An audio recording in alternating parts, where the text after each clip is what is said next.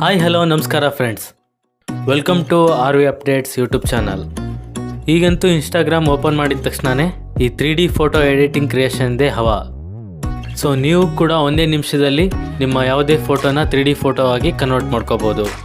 ನಿಮ್ಮ ಫೋಟೋನ 3D photo ಆಗಿ ಕನ್ವರ್ಟ್ ಮಾಡ್ಕೊಳ್ಳೋಕ್ಕೆ ಮೊದಲಿಗೆ ಗೂಗಲ್ ಕ್ರೋಮ್ಗೆ ಹೋಗಿ, ನೆಕ್ಸ್ಟ್ ಅಲ್ಲಿ ಜೆಮಿನಿ AI ಅಂತ ಸರ್ಚ್ ಮಾಡಿ.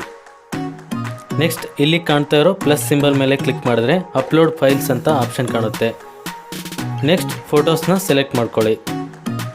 ಇಲ್ಲಿ ನೀವು 3D ಇಮೇಜ್ ಆಗಿ ಕನ್ವರ್ಟ್ ಮಾಡ್ಕೋಬೇಕು ಅಂದ್ಕೊಂಡಿರೋ ಫೋಟೋನ ಸೆಲೆಕ್ಟ್ ಮಾಡಿಕೊಂಡು ನಾನು ಡಿಸ್ಕ್ರಿಪ್ಷನ್ನಲ್ಲಿ ಕೊಟ್ಟಿರೋಂಥ ಪ್ರಾಂಪ್ಟ್ನ ಇಲ್ಲಿ ಪೇಸ್ಟ್ ಮಾಡಿ ಸೆಂಡ್ ಕೊಟ್ಟರೆ ಆಯಿತು. ನಿಮ್ಮ ನಾರ್ಮಲ್ ಫೋಟೋ 3D ಫೋಟೋ ಆಗಿ ಕನ್ವರ್ಟ್ ಆಗುತ್ತೆ.